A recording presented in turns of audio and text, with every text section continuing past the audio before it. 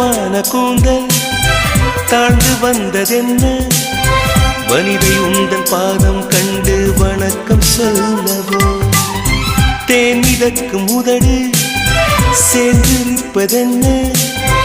ஒன்றை ஒன்று முத்தம் இட்டு இன்பம் கொள்ளவோ மானிட பிறவி என்னடி மதிப்பு உன் கால் விரல் நகமாய் இருப்பது சிறப்பு 100 கோடி பெண்கள் உண்டு உன் போல் யாரும் இல்லையே ஆனால் கண்ணி உந்தன் கண்கள் மட்டும் காணவில்லை